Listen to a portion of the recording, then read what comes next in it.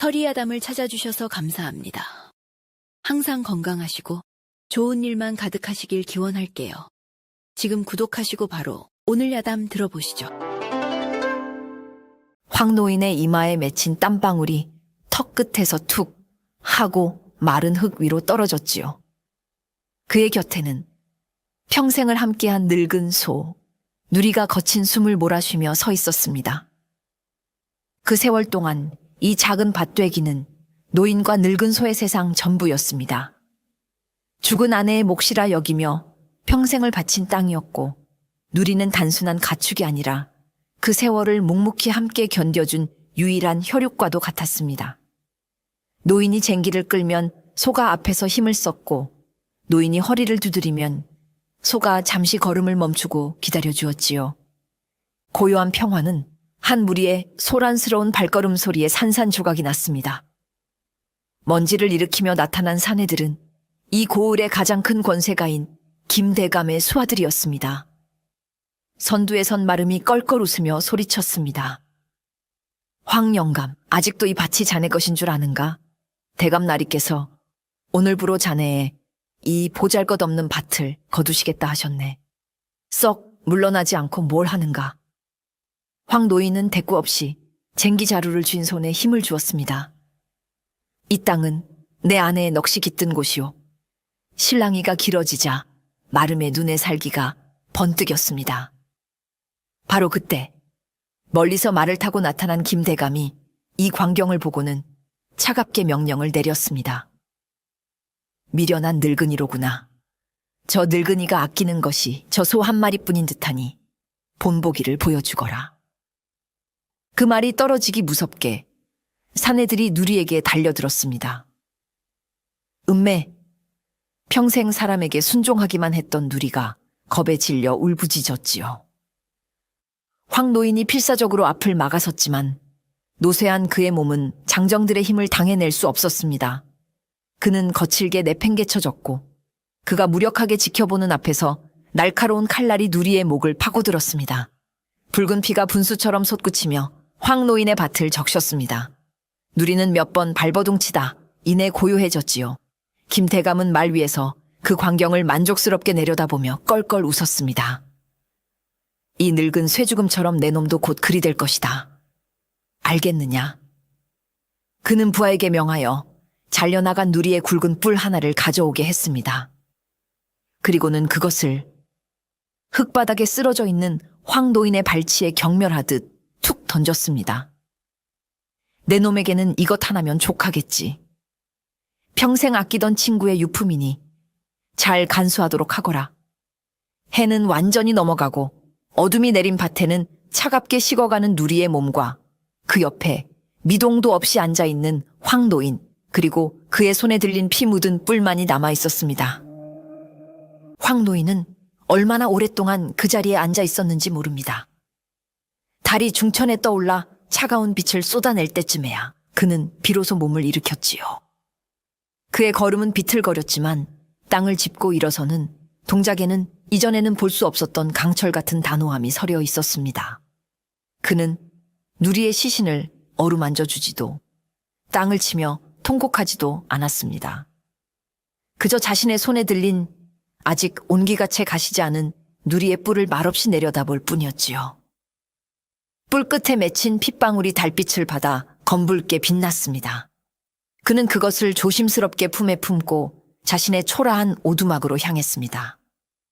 삐걱거리는 문을 열고 들어간 오두막 안은 칠흑 같은 어둠에 잠겨 있었습니다. 노인은 등잔에 불을 켜는 대신 곧장 방구석으로 향했습니다.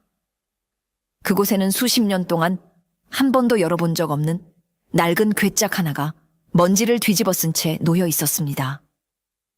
젊은 시절 그가 피비린 날 나는 사냥꾼의 삶을 청산하며 스스로를 봉인해 두었던 과거의 무덤이었지요. 삐걱 하고 무거운 뚜껑이 열리자 묵은 나무 냄새와 함께 서늘한 소의 냄새, 그리고 오래된 가죽 냄새가 훅 끼쳐왔습니다. 괴짝 안에는 정갈하게 손질된 사냥 도구들이 잠들어 있었습니다. 먼저 그의 손에 잡힌 것은 사람 팔뚝만 한 굵기의 각궁이었습니다. 물소 뿔과 소의 힘줄, 그리고 참나무를 교묘하게 이어 붙여 만든 이 활은 한때 날아가는 새의 눈을 꿰뚫고 달리는 호랑이의 숨을 끊었던 무시무시한 흉기였지요. 노인의 손가락이 익숙하게 활대를 쓸어내리자 수십 년간 잠자던 근육들이 그 감각을 기억해내는 듯 미세하게 떨렸습니다. 다음으로 그가 꺼내든 것은 손때 묻은 사냥칼이었습니다. 칼집에서 뽑아낸 칼날은 세월이 무색하게도 여전히 서슬퍼런 빛을 뿜어내고 있었습니다. 이 칼로 그는 수많은 짐승의 가죽을 벗기고 뼈를 발라냈지요. 마지막으로 그는 화살통에서 잘 벼려진 화살 몇 개를 꺼내 그 촉을 손가락으로 가만히 쓸어보았습니다.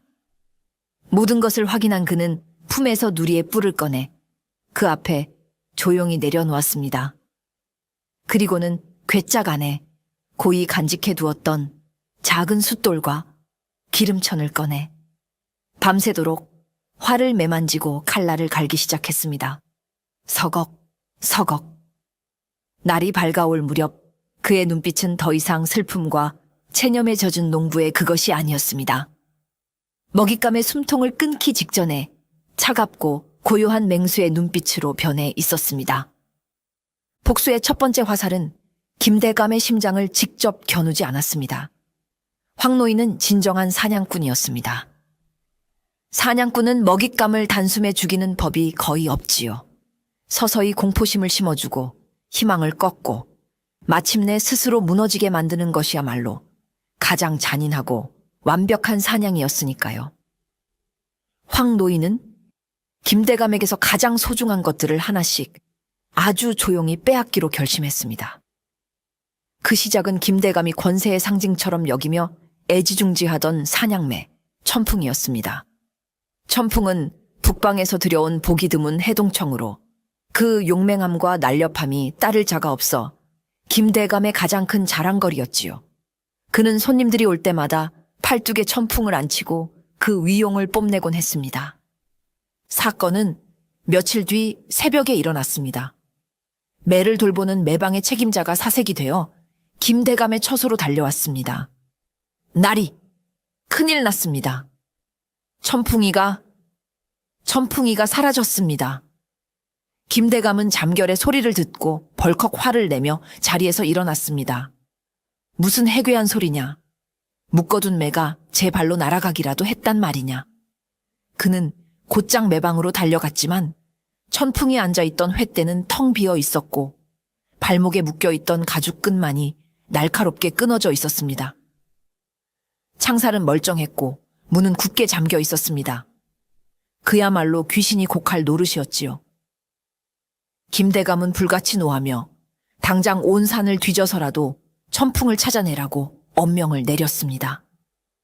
하인들은 온종일 산과들을 헤매며 천풍의 이름을 불렀지만 그림자 하나 찾을 수 없었습니다. 그날 밤 분을 사귀지 못하고 뒤척이던 김대감은 잠결에 무언가 차가운 것이 뺨에 닿는 것을 느꼈습니다. 깜짝 놀라 눈을 떠보니 그의 베갯머리에 손톱만 한 은방울 하나가 놓여 있었습니다. 그것은 바로 천풍의 발목에 매달아 두었던 방울이었습니다. 바깥에는 수십 명의 가솔과 호위 무사들이 눈을 번뜩이며 지키고 있었는데 대체 누가 어떻게 자신의 침소까지 들어와 이것을 놓고 갔단 말인가? 김대감의 등줄기에서 식은땀이 흘러내렸습니다. 이것은 단순한 도적이 아니었습니다. 자신을 향한 명백한 경고이자 조롱이었지요. 그는 그제야 며칠 전 자신이 하찮게 여기며 짓밟았던 늙은 농부의 얼굴을 떠올렸습니다. 하지만 이내 고개를 저었지요. 설마 그 힘없는 늙은이가 이런 엄청난 일을 저지를 수 있을 리가 없다. 하지만 그의 마음속에 피어오르기 시작한 불안감의 씨앗은 그날 밤 내내 그를 잠 못 들게 만들었습니다. 첫 번째 경고가 김대감의 마음을 흔드는 보이지 않는 칼날이었다면 두 번째 공격은 그의 위신을 뿌리째 뒤흔드는 거대한 불길이었습니다. 김대감에게는 천풍만큼이나 자랑스러워하는 것이 또 있었으니 바로 제주도에서 특별히 공수해온 3마리의 천리마였습니다. 윤기가 흐르는 털과 탄탄한 근육을 자랑하는 이 말들은 그의 부와 권력의 또 다른 상징이었지요. 그는 이 말들을 타고 사냥에 나서거나 위풍당당하게 저잣거리를 행차하며 사람들의 부러움 섞인 시선을 즐겼습니다. 그는 말들을 위해 특별히 크고 튼튼한 마구간을 짓고 가장 숙련된 마부들을 고용하여 관리하게 할 만큼 애정이 깊었습니다. 사건은 또다시 모두가 깊이 잠든 한밤중에 일어났습니다. 불이야! 마굿간에 불이 났다! 정적을 깨는 다급한 외침과 함께 시뻘건 불길이 밤하늘을 집어삼킬 듯이 타올랐습니다. 김대감이 허둥지둥 뛰어나왔을 때는 이미 불길이 마굿간 전체를 뒤덮은 후였습니다. 튼튼한 참나무로 지은 마굿간은 거대한 화로가 되어 활활 타올랐고 안에서는 말들의 고통스러운 비명소리가 터져 나왔습니다. 하인들이 물동이를 날라 필사적으로 불을 끄려 했지만 역부족이었지요. 불길은 어찌나 거센지 마치 마른 장작에 기름이라도 부은 듯 했습니다. 한참의 사투 끝에 겨우 불길이 잡혔을 때 마굿간은 숫덩이처럼 변해 있었고 김대감이 자랑하던 천리마 3마리는 모두 새까맣게 타 죽은 채 쓰러져 있었습니다. 김대감은 망연자실하여 그 자리에 주저앉았습니다. 그런데 폐허를 살피던 마부 하나가 무언가를 발견하고는 겁에 질린 목소리로 외쳤습니다. 나리, 이것 좀 보십시오. 그가 가리키는 곳에는 아직 타지 않고 남아있던 마굿간의 흙바닥에 기이한 문양이 찍혀 있었습니다. 그것은 마치 소의 발자국을 닮은 듯한 모양이었는데 뜨겁게 달군 인두로 지진 것처럼 선명한 낙인이었습니다. 그 순간 마굿간에 모여있던 모든 사람들의 머릿속에 한 가지 생각이 섬광처럼 스쳐 지나갔습니다. 며칠 전 김대감에게 억울하게 죽임을 당한 황 노인의 늙은 소. 그들은 수군거리기 시작했습니다. 이것은 필시 그 소의 원혼이 짓이 틀림없다. 대감나리께 앙심을 품고 복수를 하는 것이야. 소의 발자국을 닮은 낙인은 이 기이한 화제가 단순한 실화가 아님을, 그리고 보이지 않는 복수자가 누구인지를 명백하게 가리키고 있었습니다. 김대감은 부들부들 떨며 소리쳤습니다. 궤변이다. 모두 쓸데없는 소리 집어치우지 못할까. 하지만 그의 외침은 공허하게 울릴 뿐 사람들의 마음속에 피어난 의심과 공포의 불길을 끄기에는 너무나도 미약했습니다. 그의 위신에 씻을 수 없는 금이 가기 시작한 것입니다. 김대감 댁에서 연이어 벌어진 기이한 사건들은 마침내 관아의 귀에도 들어가게 되었습니다. 단순한 절도나 방화로 보기에는 그 수법이 너무나도 기묘하고 대담했기 때문이지요. 특히 지역의 가장 큰 권세가인 김대감을 직접적으로 겨냥한 사건이었기에 관에서도 더 이상 좌시할 수 없었습니다. 이 사건의 수사를 맡게 된 인물은 새로 도성에 부임한 젊은 포도부장 이겸이었습니다. 그는 비록 나이는 젊었지만 명석한 두뇌와 날카로운 통찰력으로 여러 미제 사건을 해결하여 명성이 자자한 인물이었습니다. 이겸은 사건 기록을 꼼꼼히 살피고 직접 김대감의 집을 방문하여 현장을 둘러보았습니다. 사라진 매, 베갯머리의 방울, 그리고 잿더미가 된 마굿간과 소발자국 모양의 낙인까지. 그는 모든 단서들을 하나하나 신중하게 검토했지요. 김대감은 이 모든 것이 자신에게 원한을 품은 정치적 반대파의 소행일 것이라 주장하며 당장 그들을 잡아들여 족치라고 목소리를 높였습니다. 하지만 이겸의 생각은 달랐습니다. 그는 사건의 면면을 들여다볼수록 이것이 권력을 노린 자의 음모라고 보기에는 너무나도 개인적이고 상징적인 복수극의 형태를 띠고 있음을 직감했습니다. 대감날이 사라진 것은 금은보화가 아니라 대감께서 가장 아끼시던 매와 말이었습니다. 범인은 재물이 아닌 대감의 자존심을 노린 것입니다. 이겸은 차분하게 자신의 소견을 밝혔습니다. 또한 마굿간의 불은 단순한 방화가 아니었습니다. 현장의 흔적으로 보아 범인은 짐승의 기름을 곳곳에 뿌려 불길이 순식간에 번지도록 만들었습니다. 이는 산과 짐승의 생리를 잘 아는 자의 소행일 가능성이 높습니다. 그리고 마지막으로 이 낙인. 그는 이 사건이 거대한 배후를 가진 조직적인 범죄가 아니라 김대감에게 깊은 원한을 품은 단 한 사람 혹은 소수의 인물에 의해 저질러진 처절한 복수극일 것이라 결론 내렸습니다. 그는 김대감에게 물었습니다. 혹 최근에 누군가에게 씻을 수 없는 원한을 산 일이 있으십니까? 김대감은 순간 며칠 전 하찮게 짓밟아버렸던 늙은 농부와 그의 소를 떠올렸지만 이내 자존심 때문에 고개를 저으며 그런 일은 없다고 잡아댔습니다. 하지만 이겸은 그의 미세하게 흔들리는 눈빛을 놓치지 않았습니다. 그는 관하로 돌아와 부하들에게 조용히 명을 내렸습니다. 최근 김대감과 분쟁이 있었던 자들을 모두 조사하라. 황 노인의 복수는 잠시 소강 상태에 접어든 듯 보였습니다. 김대감은 관아의 수사가 시작되자 집안의 경비를 삼엄하게 늘리고 밤낮으로 순찰을 돌게 했습니다. 그는 이제 곧 범인이 잡힐 것이라 믿으며 조금씩 안정을 되찾아가는 듯 했지요. 하지만 황 노인은 그 모든 것을 멀리서 지켜보며 다음 사냥을 준비하고 있었습니다. 그의 다음 목표는 김대감의 눈에 보이는 재산이 아니라 그의 마음을 안쪽에서부터 좀먹어 들어갈 보이지 않는 공포였습니다. 진정한 사냥꾼은 기다릴 줄 아는 법이었으니까요. 사건은 며칠 뒤 김대감 댁의 거대한 식량 창고에서 터져 나왔습니다. 창고를 관리하던 하인이 아침에 문을 열었다가 기겁을 하며 비명을 질렀던 것입니다. 쥐떼다. 곳간에 쥐떼가 들었다. 그의 비명을 듣고 달려온 사람들은 눈앞의 광경에 경악을 금치 못했습니다. 수백, 아니 수천 마리는 좋게 되어 보이는 시커먼 쥐, 떼가 창고 안을 가득 메우고 있었습니다.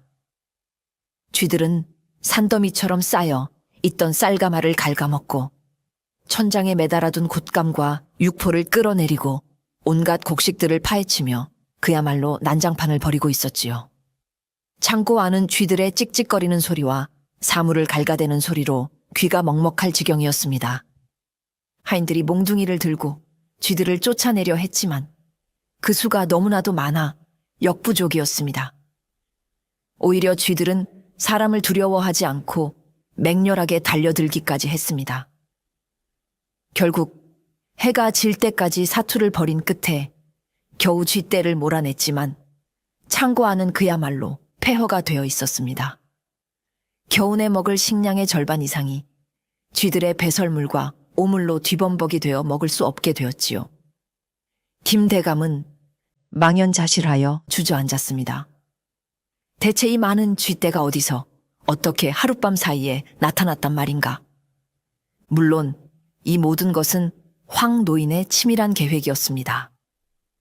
그는 며칠 동안 김대감의 저택 주변 산을 샅샅이 뒤지며 쥐들이 좋아하는 먹이를 미끼로 놓아 그들의 이동 경로를 파악했습니다. 그리고는 수십 개의 덫을 이용해 살아있는 쥐들을 생포했지요.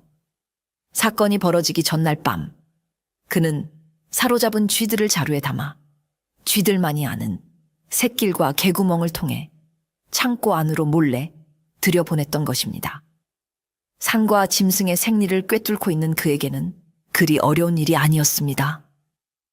이 사건은 김대감에게 엄청난 재산상의 손실과 함께 설명할 수 없는 초자연적인 공포를 안겨주었습니다. 이제 그의 집안 사람들은 이것은 필시 사람의 짓이 아니다. 원한 맺힌 소귀신이 온갖 요물들을 부려 대감댁을 망하게 하려는 것이다.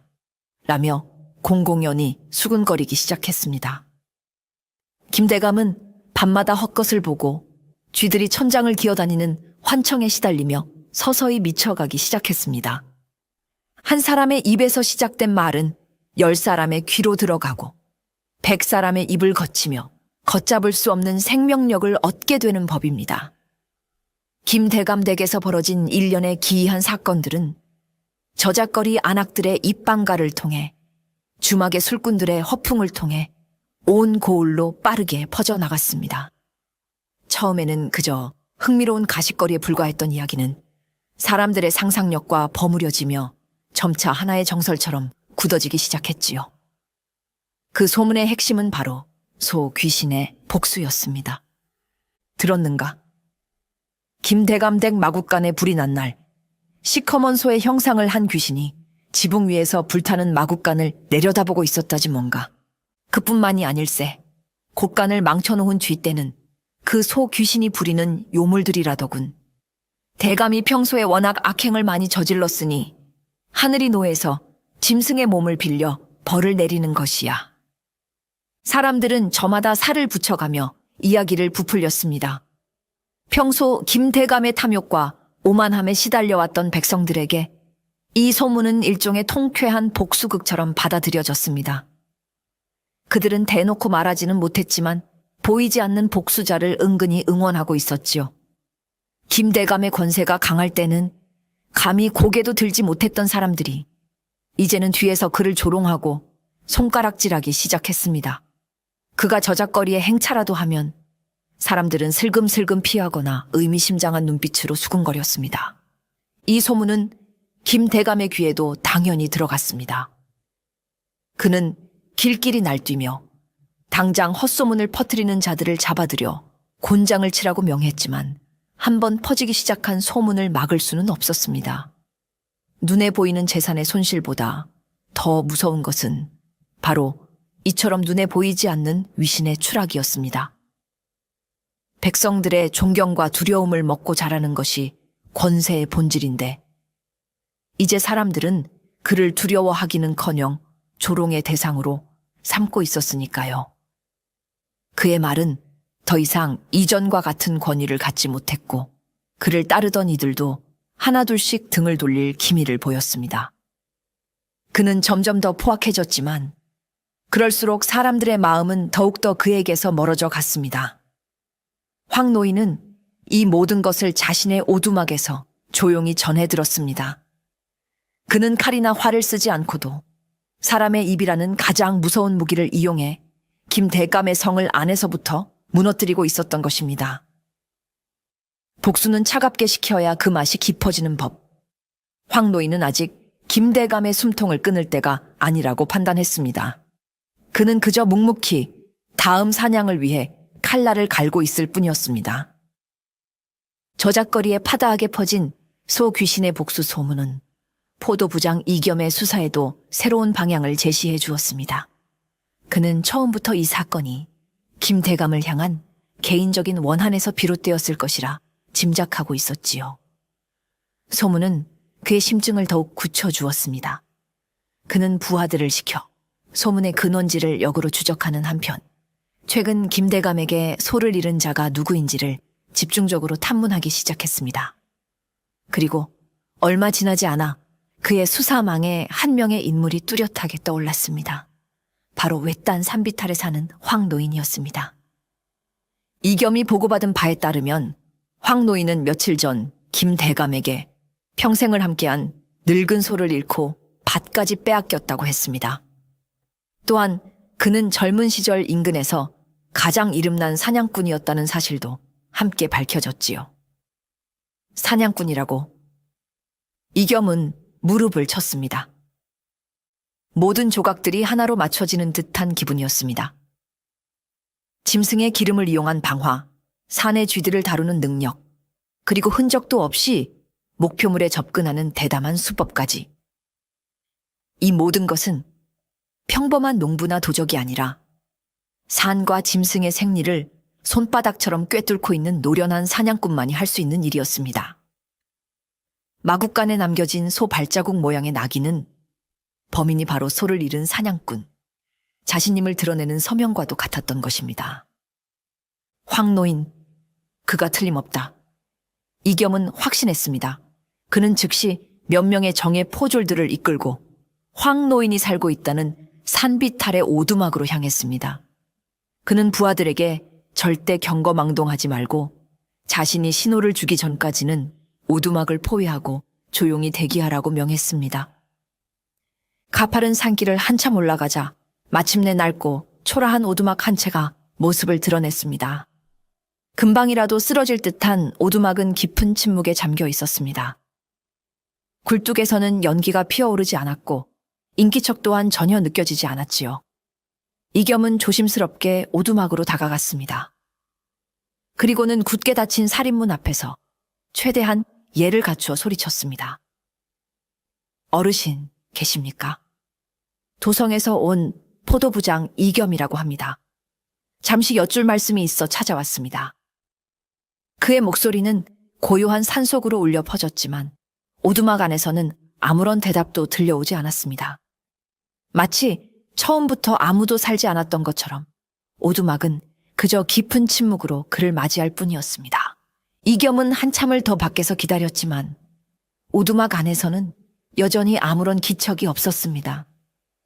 그는 무언가 잘못되었음을 직감했지요. 그는 더 이상 지체할 수 없다고 판단하고 부하들에게 손짓하여 조심스럽게 안으로 진입했습니다. 삐걱거리는 문을 열고 들어간 오두막 내부는 놀라울 정도로 정갈했습니다. 방 한 구석에는 이부자리가 단정하게 개켜 있었고 아궁이에는 불을 뗀 흔적이 남아 있었지만 온기는 이미 사라진 지 오래였습니다. 마치 주인이 잠시 집을 비운 듯 보였지만 이겸은 방 안에 감도는 미묘한 위화감을 느꼈습니다. 그것은 너무나도 완벽하게 비어있다는 느낌이었습니다. 부장날이 이것을 보십시오. 한 포졸이 방바닥에서 무언가를 발견하고는 그를 불렀습니다.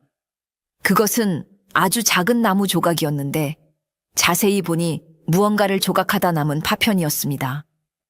이겸이 그것을 집어드는 순간 멀리서 말을 달리는 급박한 소리가 들려왔습니다.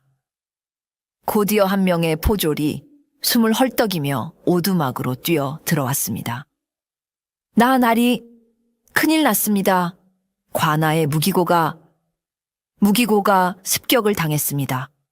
그야말로 청천벽력 같은 소식이었습니다.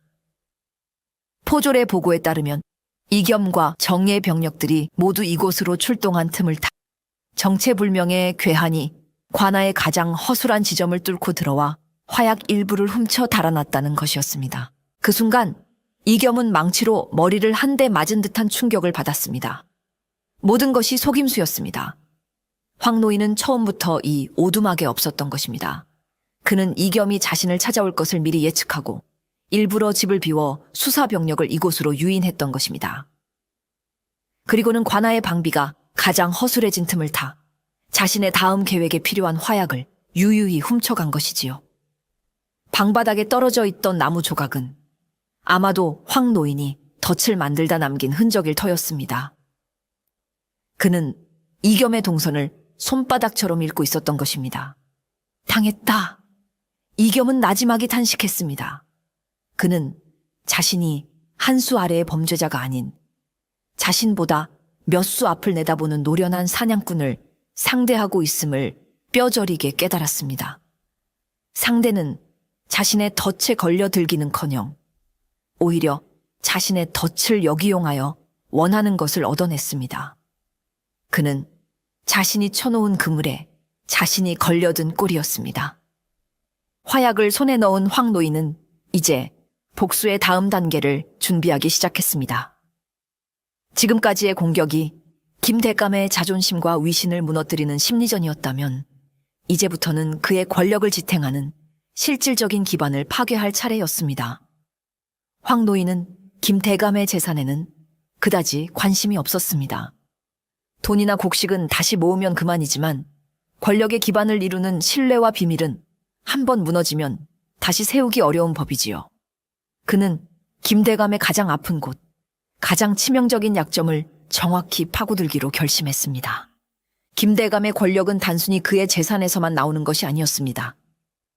그의 힘의 진짜 원천은 그가 수십 년간 중앙의 고관대작들과 비밀리에 주고받은 뇌물과 비리의 기록들이었습니다.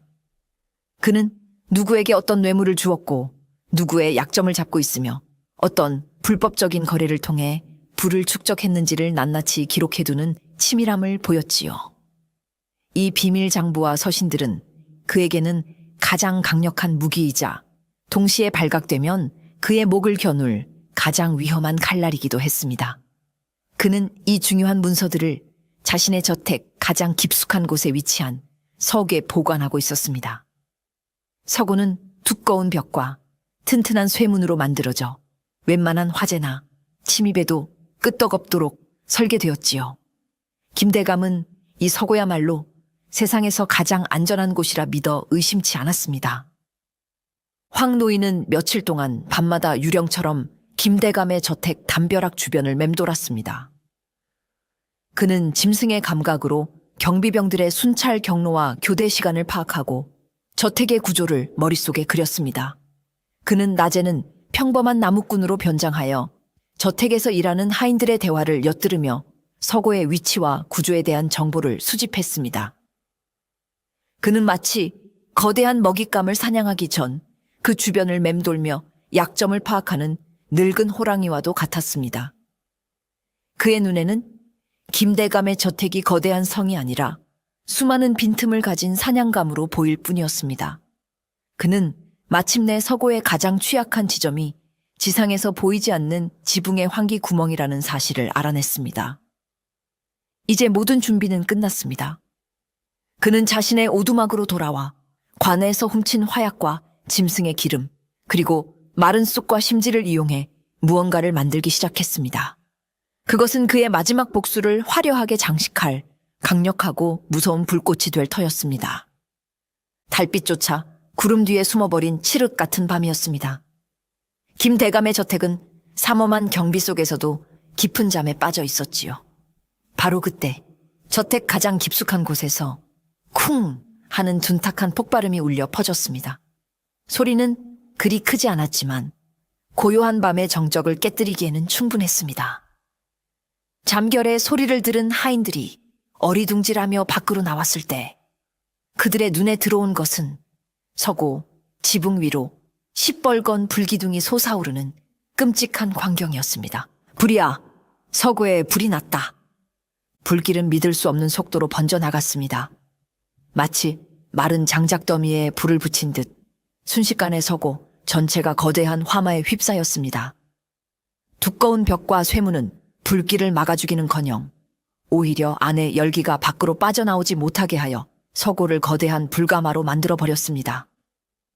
허둥지둥 달려온 김대감은 눈앞의 광경을 보고는 그대로 얼어붙었습니다. 그의 모든 것이 그의 권력과 비밀, 그리고 그의 목숨 줄과도 같았던 모든 기록들이 저 불길 속에서 제가 되고 있었습니다. 안 된다. 어서 불을 꺼라. 저 안의 문서들을 꺼내야 한다. 그가 미친 사람처럼 소리쳤지만 아무도 감히 그 불지옥 속으로 뛰어들 엄두를 내지 못했습니다. 이 모든 것은 물론 황 노인의 작품이었습니다. 그는 밤의 어둠을 틈타 유령처럼 담을 넘고 지붕 위로 올라가 미리 파악해둔 환기구를 통해 자신이 만든 급조 폭발물을 서고 안으로 떨어뜨렸던 것입니다. 관아에서 훔친 화약을 짐승의 기름과 섞어 위력을 극대화하고 마른 쑥으로 불이 옮겨 붙기 쉽게 만든 그의 폭발물은 종이와 나무로 가득 찬 서고 내부를 순식간에 불바다로 만들기에 충분했습니다. 그는 멀리서 자신의 작품이 만들어낸 거대한 불꽃을 말없이 지켜보았습니다. 저 불길은 단순히 서고 하나를 태우는 것이 아니었습니다. 그것은 김대감의 탐욕스러운 과거와 그가 쌓아 올린 부패한 권력에 탑을 송두리째 불태우는 심판의 불길이었습니다. 날이 밝았을 때 서고는 검은 뼈대만 앙상하게 남은 채 주저앉아 있었습니다. 그 많던 서책과 문서들은 모두 한 줌의 재로 변해버렸지요. 김대감은 잿더미 속을 맨손으로 파헤치며 절규했습니다. 그는 모든 것을 잃었습니다. 이제 그는 중앙의 고관들을 협박할 무기도, 자신의 비리를 증명할 기록도 모두 잃어버린 이빨 빠진 호랑이 신세가 되어버렸습니다. 그의 몰락은 이제 시간 문제였습니다. 황 노인의 복수는 이제 막바지를 향해 치닫고 있었습니다. 그는 가장 큰 기둥을 무너뜨렸고 이제 남은 것은 김대감의 숨통을 끊는 일뿐이었습니다. 서고 화재 사건은 포도부장 이겸에게 더 큰 확신과 함께 깊은 무력감을 안겨주었습니다. 그는 범인이 황노인이라는 것을 거의 확신했지만 그에게는 물증이 없었습니다. 황노인은 마치 연기처럼 움직이며 자신의 뒤에 아주 작은 흔적조차 남기지 않았습니다. 오히려 관아의 무기고를 털리는 등 그의 노련한 지략에 계속해서 허를 찔리고 있었지요. 이겸은 이대로 가다가는 더 큰 희생이 생길 수도 있겠다고 판단했습니다. 그는 더 이상 황 노인의 뒤를 쫓는 것만으로는 그를 잡을 수 없다고 결론 내렸습니다. 덫을 놓아야 했습니다. 늙은 사냥꾼을 잡기 위해서는 그보다 더 교묘하고 거대한 덫이 필요했지요.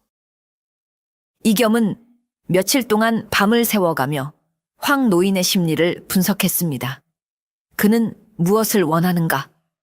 그의 최종 목표는 무엇일까? 황 노인은 김대감의 재산에는 관심이 없었습니다. 그의 모든 공격은 김대감의 자존심과 권력을 겨냥하고 있었지요. 그렇다면 아직 김대감에게 남아있는 것들 중에서 황 노인이 반드시 파괴하고 싶어 할 만한 상징적인 무언가를 미끼로 던져야 했습니다. 이겸은 김대감의 남은 재산 목록을 샅샅이 뒤졌습니다. 그리고 마침내 그의 눈에 한 가지가 들어왔습니다. 그것은 바로 수십 년간 정성 들여 가꿔온 거대한 인삼밭이었습니다. 그 인삼밭은 단순한 밭이 아니었습니다. 그곳에서 나는 최상급의 인삼들은 모두 임금님께 진상되거나 중앙의 고관들에게 뇌물로 바쳐지는 김대감의 권력을 유지하는 또 다른 중요한 자금원이자 상징이었습니다.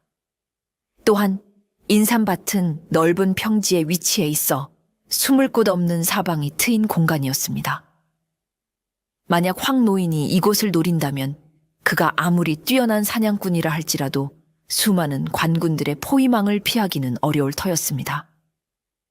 이겸은 바로 이 인삼밭을 마지막 무대로 삼기로 결정했습니다. 그는 교묘한 함정을 설계하기 시작했습니다. 먼저 그는 저잣거리에 은밀하게 헛소문을 퍼뜨렸습니다. 김대감이 서고의 비리 장부를 모두 잃고 이제 남은 것은 저 인삼밭뿐이라더라. 저 밭을 팔아 재기하려 한다는군. 이 소문은 분명 황 노인의 귀에도 들어갈 것이었습니다. 다음으로 그는 김대감을 설득하여 인삼밭의 경비를 일부러 허술하게 보이도록 만들었습니다. 그리고는 밭 주변의 숲과 언덕에 수십 명의 정예 포졸들을 매복시켰지요. 이제 모든 준비는 끝났습니다. 이겸은 숨을 죽이고 늙은 사냥꾼이 자신이 파놓은 덫으로 제 발로 걸어 들어오기만을 기다렸습니다. 팽팽한 긴장감이 인삼밭 주변을 감돌기 시작했습니다. 이겸이 파놓은 덫은 실로 치밀하고 교묘했습니다. 평범한 범죄자였다면 의심 없이 그 덫에 걸려들었을지도 모릅니다. 하지만 그의 상대는 평생을 산과들에서 짐승의 속임수와 싸워온 늙은 사냥꾼 황 노인이었습니다. 저잣거리에 퍼진 소문은 황 노인의 귀에도 당연히 들어왔지요. 하지만 그는 그 소문을 듣고 섣불리 움직이지 않았습니다. 오히려 그는 자신의 오두막에 앉아 바람의 냄새를 맡고 밤하늘의 별을 보며 무언가를 읽어내려 애썼습니다. 그의 감각은 이 모든 상황이 너무나도 인위적이고 부자연스럽다고 말해주고 있었습니다. 김대감의 마지막 자존심이 인삼밭이라고. 그럴 리가 없다. 그 교활한 자에게는 보이지 않는 곳에 숨겨둔 재산이 더 있을 터. 이것은 나를 유인하기 위한 미끼다. 황 노인은 이겸의 의도를 정확히 간파했습니다. 그는 젊은 포도부장이 자신을 잡기 위해 거대한 그물을 쳐놓았음을 직감했지요. 그는 웃었습니다. 하지만 그것은 조롱이나 비웃음이 아니었습니다. 마침내 자신과 대등하게 싸울 만한 상대를 만났다는 늙은 사냥꾼의 희열에 가까운 미소였습니다. 그는 이겸의 덫을 피할 생각이 없었습니다. 오히려 그는 그 덫을 역이용하여 자신의 마지막 사냥을 완성할 완벽한 무대로 만들기로 결심했습니다. 황 노인은 며칠 동안 인삼밭 주변을 샅샅이 정찰했습니다. 그는 이겸의 눈을 피해 짐승들만이 아는 새끼를 통해 움직이며 관군들이 매복한 위치와 규모를 모두 파악했지요. 그는 이겸이 자신을 기다리고 있을 넓은 평지가 아니라 그 뒤에 위치한 좁고 안개 짙은 협곡과 깎아지른 듯한 절벽에 주목했습니다.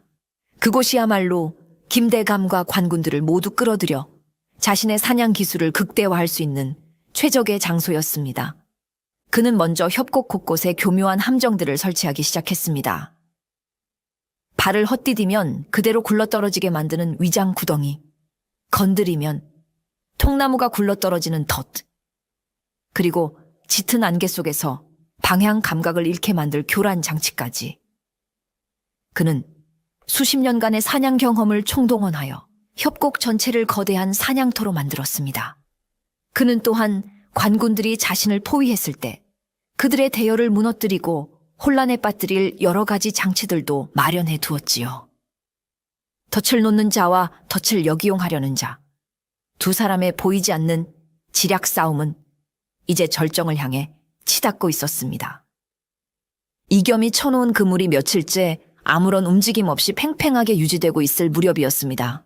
황노인은 마침내 자신의 마지막 미끼를 던졌습니다. 그것은 저작거리의 어린 아이를 통해 김대감에게 비밀리에 전달된 한 통의 밀서였지요. 밀서에는 거친 필체로 이렇게 쓰여 있었습니다. 김대감에게 고한다. 나는 그대의 불타버린 서교에 무엇이 있었는지 모두 알고 있는 자다. 그대의 모든 비리가 적힌 장부의 원본이 내 손에 있다. 내일 밤 보름달이 중천에 떴을 때 인삼밭 뒤편 절벽에서 나를 만나라. 만약 관에 알리거나 단 한 명의 부하라도 데리고 온다면 이 장부는 곧장 도성으로 보내질 것이다. 그대의 목숨은 그대 혼자의 발걸음에 달려있다. 밀서를 받아든 김대감의 손은 사시나무처럼 떨렸습니다. 불타버린 줄 알았던 자신의 약점이 여전히 다른 누군가의 손에 남아있다는 사실은 그에게 사형 선고나 다름없었습니다. 그는 극심한 불안과 공포에 휩싸였습니다.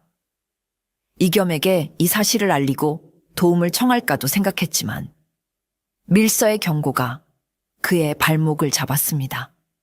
만년에 하나 이겸마저 자신을 배신하고 장부를 가로챈다면 그는 아무도 믿을 수 없었습니다. 결국 그의 탐욕과 의심은 스스로를 구렁텅이로 몰아넣는 최악의 선택을 하게 만들었습니다. 그는 이 사실을 아무에게도 알리지 않고 혼자서 약속 장소에 나가 장부를 되찾거나 혹은 상대를 제거해야겠다고 결심했습니다. 그는 자신의 무술 실력을 믿었고 만약을 대비해 품 안에 날카로운 비수를 숨겼습니다. 그는 자신이 지금 거대한 덫의 중심으로 제 발로 걸어 들어가고 있다는 사실을 까맣게 모르고 있었습니다. 그의 눈에는 오직 자신의 비밀을 되찾아야 한다는 조급함과 탐욕만이 가득했지요. 황노인은 자신의 오두막에서 김대감이 밀서를 받았을 것이라 확신하며 조용히 때를 기다렸습니다. 그는 김대감이라는 인간의 본성을 정확히 꿰뚫어 보고 있었습니다. 그는 절대 자신의 비밀을 타인과 공유하지 않을 것이며 위기 상황일수록 더욱 독단적이고 어리석은 판단을 내릴 것이라는 것을 말입니다. 이 밀서는 황노인이 김대감의 목에 건 마지막 올감이었습니다. 이제 남은 것은 그가 스스로 올가미를 조이도록 만드는 일뿐이었습니다. 달이 서서히 차오르며 마지막 사냥의 밤이 다가오고 있었습니다. 약속한 날 밤 거대한 보름달이 세상을 은빛으로 물들이고 있었습니다. 김대감은 약속대로 검은 옷으로 몸을 감춘 채 홀로 인삼밭을 지나 절벽으로 향했습니다. 그의 발걸음은 조심스러웠지만 그 눈빛에는 긴장감과 함께 비장함이 서려 있었지요. 짙은 안개가 자욱하게 깔린 절벽길은 한치 앞을 분간하기 어려웠습니다. 그는 품 안의 비수를 고쳐쥐며 사방을 경계했습니다. 마침내 그가 약속 장소인 절벽 끝에 다다랐을 때 그의 눈앞에 한 인형이 서 있는 것이 보였습니다. 달빛을 등지고 서 있어 얼굴은 보이지 않았지만 그는 직감적으로 저자가 자신을 부른 자임을 알아차렸습니다. 내 놈이냐? 내 장부를 가지고 있다는 놈이. 김대감의 목소리는 안개 속에서 낮게 울렸습니다. 인형은 천천히 몸을 돌렸습니다. 달빛이 그의 얼굴을 비추는 순간 김대감은 자신의 눈을 의심했습니다. 그곳에 서 있는 것은 자신이 그토록 찾아 헤매던 정치적 원수가 아니라 자신이 벌레처럼 여기며 짓밟았던 늙은 농부 황노인이었습니다. 네, 내 놈이 어찌하여 여기에. 김대감은 너무나도 놀라 말을 더듬었습니다. 황노인은 아무런 대답도 하지 않았습니다. 그의 얼굴에는 어떠한 감정도 담겨 있지 않았지요. 김대감은 순간 극심한 공포에 휩싸였습니다. 그제야 그는 이 모든 것이 자신을 이곳으로 유인하기 위한 황노인의 함정이었음을 깨달았습니다. 이 늙은이가 감히 나를 속여. 그는 분노하며 품속의 비수를 꺼내 들려 했습니다. 하지만 그의 손이 비수에 닿기도 전에 황노인의 등 뒤에서 무언가가 번개처럼 날아와 그의 손등을 꿰뚫었습니다. 그것은 날카롭게 깎은 나무 조각이었습니다. 우와! 김대감은 비명을 지르며 손을 부여잡았습니다. 그가 고통으로 몸부림치는 사이 황노인은 그의 등 뒤에 교묘하게 파놓았던 거대한 함정의 위장 덮개를 발로 차버렸습니다. 김대감의 바로 등 뒤 짙은 안개와 수풀에 가려져 있던 땅이 순식간에 아가리를 벌렸습니다. 김대감은 비명을 지를 새도 없이 그 깊이를 알 수 없는 어둠 속으로 순식간에 빨려 들어갔습니다. 황노인은 함정 아래를 내려다보지 않았습니다. 그는 그저 고개를 들어 휘영청 밝은 달을 말없이 올려다볼 뿐이었습니다. 길고 길었던 사냥이 마침내 끝나는 순간이었습니다. 김대감이 함정 속으로 사라진 바로 그 순간이었습니다. 짙은 안개를 헤치고 수십 개의 횃불이 일제히 모습을 드러냈습니다. 포도부장 이겸과 그가 이끄는 관군들이었습니다. 그는 황노인의 함정과 그 함정에 빠지는 김대감의 모습을 모두 지켜보고 있었지요. 모두 멈추어라, 활을 거두어라. 이겸의 외침에 황노인을 겨누고 있던 군사들이 활시위를 내렸습니다. 이겸은 천천히 황노인에게 다가갔습니다. 황노인은 조금도 놀라거나 저항하는 기색 없이 담담하게 그를 마주보았습니다. 모든 것을 알고 있었군. 황노인이 나지막이 말했습니다. 어르신이야말로 제가 이곳에 올 것을 알고 계셨겠지요. 이겸이 차분하게 대답했습니다. 두 사람 사이에는 잠시 침묵이 흘렀습니다. 그것은 쫓는 자와 쫓기는 자의 긴장감이 아니라 서로의 능력을 인정한 고수들 사이의 기묘한 존중감 같은 것이었습니다. 이겸은 함정 아래를 힐끗 내려다보았습니다. 깊은 어둠 속에서 김대감의 신음소리가 희미하게 들려왔습니다. 다행히 목숨은 붙어있는 듯 했습니다. 어르신, 이제 모든 것이 끝났습니다. 어르신의 복수는 여기서 끝내셔야 합니다. 이겸이 설득하듯 말했습니다. 그 말에 황노인은 품속에서 무언가를 천천히 꺼내 들었습니다. 그것은 달고 달아 반질반질해진 늙은 소의 뿔이었습니다. 그는 그것을 이겸에게 보여주며 처음으로 자신의 이야기를 시작했습니다. 이 뿔의 주인을 기억하는가? 황노인의 목소리는 낮고 메말라 있었지만 그 안에는 한평생의 슬픔과 분노가 담겨 있었습니다. 이것은 내 아내의 넋이었고 내 아들의 그림자였으며 내 유일한 혈육이었던 누리의 것이네. 저 자는 나의 세상을 모두 빼앗아 갔어. 나는 저 자에게서 내 세상을 되찾았을 뿐이네. 그의 말에 이겸은 더 이상 아무 말도 할 수 없었습니다. 황노인은 말을 마친 뒤 손에 들고 있던 낡은 활을 조용히 땅에 내려놓았습니다. 그것은 그의 항복 선언이자 자신의 모든 것을 받아들이겠다는 무언의 표시였습니다. 공포에 질려 함정 아래에서 살려달라고 외치는 김대감의 비명소리와 그런 그를 무심히 내려다보는 황노인의 모습, 그리고 그 사이에서 고뇌하는 젊은 포도부장의 모습이 밝은 달빛 아래 기묘한 그림처럼 펼쳐지고 있었습니다. 함정 아래에서 울려 퍼지는 김대감의 애처로운 비명소리는 그의 과거 행적을 아는 관군들의 마음을 조금도 움직이지 못했습니다. 오히려 그들은 고소하다는 듯 차가운 눈으로 어둠 속을 내려다볼 뿐이었지요. 이겸은 잠시 눈을 감고 깊은 생각에 잠겼습니다. 그는 이제 선택을 해야만 했습니다. 법의 이름으로 상처 입은 악인을 구하고 의로운 복수자를 벌할 것인가? 아니면 법 이전에 존재하는 인간의 도리를 따라 악인의 몰락을 묵인하고 복수자의 처절한 마무리를 지켜볼 것인가? 그의 어깨에 법의 무게와 인간의 무게가 동시에 얹혀 있었습니다. 잠시 후 그는 눈을 떴습니다. 함정에 빠진 죄인을 끌어올려라. 그는 여기서 죽게 둘 것이 아니라 관하로 압송하여 국법에 따라 정식으로 심판받게 해야 한다. 그의 명령에 몇몇 포졸들이 밧줄을 던져 함정 아래로 내려가기 시작했습니다. 김대감은 구원의 손길이 내려오자 기쁨과 안도의 눈물을 흘렸습니다. 그런 다음 이겸은 황노인을 향해 돌아섰습니다. 황노인은 이미 모든 것을 체념한 듯 순순히 관군들의 포박을 기다리고 있었습니다. 그러나 이겸은 그를 향해 다가가지 않았습니다. 대신 그는 모든 관군들이 들을 수 있도록 큰 소리로 말했습니다. 오늘 밤 우리는 이 고을의 오랜 종기였던 악인 김대감을 체포했다. 그는 그동안 저지른 수많은 악행에 대해 엄중한 벌을 받게 될 것이다. 그는 잠시 말을 멈추고 황노인을 바라보며 말을 이었습니다. 또한 그 과정에서 오랫동안 김대감에게 고통받아온 한 백성이 자신의 억울함을 호소하며 우리를 도왔다.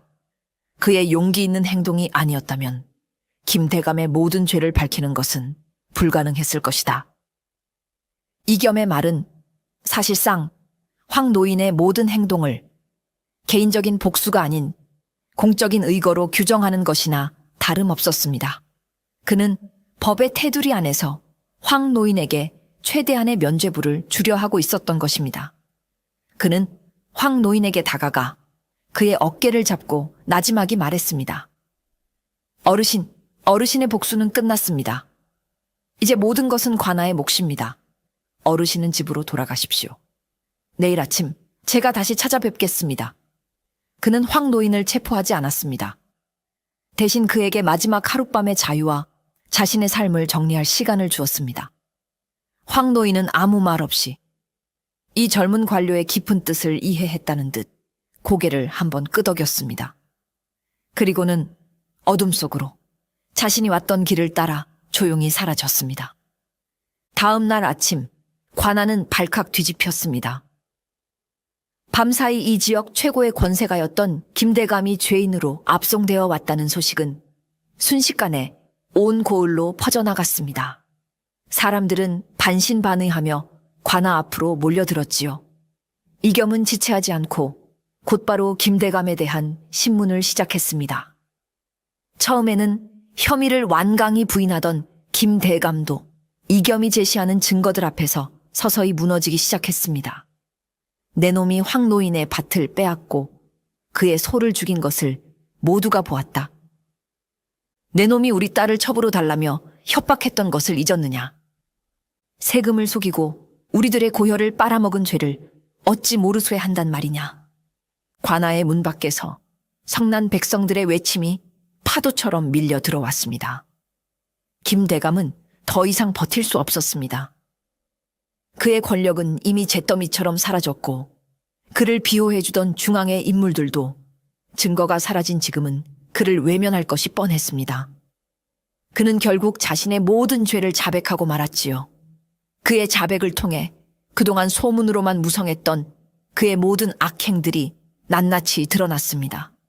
가난한 농민들의 땅을 헐값에 빼앗고 무고한 양민을 노비로 삼았으며 세금을 횡령하여 막대한 부를 축적한 사실까지. 그의 죄는 파헤칠수록 끝이 없었습니다. 김대감의 몰락은 그야말로 비참했습니다. 그의 모든 재산은 몰수되어 그에게 피해를 본 백성들에게 나누어졌습니다. 그가 평생을 바쳐 긁어모았던 부와 권력은 하룻밤의 꿈처럼 허망하게 사라져 버렸지요. 그는 결국 참수형을 선고받고 저작거리의 이슬로 사라지는 비참한 최후를 맞이했습니다. 그가 처형되던 날 온 고을 사람들은 거리로 나와 한 시대의 악인이 사라지는 모습을 통쾌하게 지켜보았습니다. 오랫동안 고을을 짓누르던 거대한 악이 마침내 한 늙은 사냥꾼의 처절한 복수와 젊은 관료의 정의로운 심판 앞에 무너져 내린 것입니다. 황노인의 복수는 그가 의도하지는 않았지만 결과적으로 억압받던 수많은 백성들을 해방시키는 계기가 되었습니다. 소 귀신의 복수라 불리던 저작거리의 소문은 이제 한 의로운 노인의 영웅담으로 바뀌어 사람들 입에 오르내리기 시작했습니다. 김대감에 대한 심판이 끝나고 이겸은 약속대로 황노인의 오두막을 다시 찾아갔습니다. 황노인은 그가 올 것을 알고 있었다는 듯 마루에 조용히 앉아 그를 기다리고 있었습니다. 그는 지난밤보다 한결 편안해진 얼굴이었습니다. 더 이상 그의 눈에는 차가운 복수심이나 분노가 담겨 있지 않았습니다. 그저 모든 것을 끝낸 자의 깊은 고요함만이 남아 있었지요. 이겸은 그의 맞은편에 조용히 앉았습니다. 어르신, 이제 모든 것이 끝났습니다. 이겸이 먼저 입을 열었습니다. 김대감은 국법에 따라 죗값을 치렀습니다. 황노인은 아무 말 없이 고개만 끄덕였습니다. 그는 이겸이 왜 이곳에 다시 찾아왔는지 알고 있었습니다. 비록 김대감이 악인이었다 할지라도 그를 심판하는 과정에서 황노인이 저지른 방화와 폭력, 그리고 살인미수 등은 국법으로 다스려야 할 엄연한 범죄였기 때문입니다. 황노인은 자신의 운명을 받아들일 준비가 되어 있었습니다. 저 또한 죄를 지었으니 마땅히 벌을 받아야겠지요. 황노인이 담담하게 말했습니다. 그는 순순히 일어나 포박을 받을 준비를 했습니다. 그러나 이겸은 그를 만류했습니다. 어르신, 잠시만 앉아 계십시오. 이겸은 깊은 고뇌에 빠졌습니다. 그는 황노인을 관하로 데려가 정식으로 재판에 회부해야만 했습니다. 하지만 그의 마음속에서는 법의 엄격함과 한 인간의 처절했던 삶에 대한 연민이 계속해서 충돌하고 있었지요. 결국 이겸은 관하로 돌아가 이 사건에 대한 보고서를 작성했습니다. 그는 보고서에 황노인이 저지른 모든 범죄 사실을 숨김없이 기록했습니다. 하지만 보고서의 마지막에 그는 자신의 사적인 소견을 덧붙이는 것을 잊지 않았습니다. 죄는 미워하되 사람은 미워하지 말라 하였습니다. 황노인이 저지른 죄는 분명 크나 그가 그리할 수밖에 없었던 처절한 사정을 헤아려 주시어 부디 법이 허용하는 최대한의 선처를 베풀어 주시옵소서. 그의 진심이 담긴 보고서는 상부로 올라갔습니다. 며칠 뒤 황노인에 대한 최종 판결이 내려졌습니다. 이겸의 간곡한 청이 받아들여져 황노인은 사형을 면할 수 있었습니다. 대신 그는 머나먼 변방의 성곽을 쌓는 3년의 고된 노역형을 선고받았습니다. 그것은 그의 죄에 대한 대가였지만 동시에 새로운 삶의 기회를 주는 마지막 온정이기도 했습니다. 황노인은 그 판결을 듣고 아무런 불평 없이 묵묵히 받아들였습니다. 그는 이겸에게 깊이 고개 숙여 감사를 표하고 묵묵히 노역을 떠날 채비를 시작했습니다. 3년이라는 세월이 화살처럼 지나갔습니다. 강사는 3번이나 옷을 갈아입었고 저작거리의 아이들은 그만큼 키가 자랐습니다. 사람들의 기억 속에서 김대감의 이름도 황노인의 처절했던 복수극도 서서히 잊혀갈 무렵이었습니다. 어느 늦가을 해질녘 한 낯선 노인이 절뚝거리며 고을 어귀로 들어섰습니다. 그의 허리는 완전히 구부러져 있었고 얼굴에는 고된 노동의 흔적이 깊게 새겨져 있었습니다. 행색은 남루했지만 그의 눈빛만은 예전처럼 깊고 고요했습니다. 바로 3년의 노역을 마치고 돌아온 황노인이었습니다. 그는 저작거리의 번화한 풍경을 잠시 바라보다 이내 아무런 미련 없이 자신의 옛집이 있던 산비탈로 발걸음을 옮겼습니다.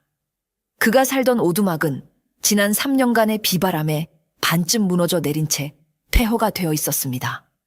하지만 그는 개의치 않았습니다.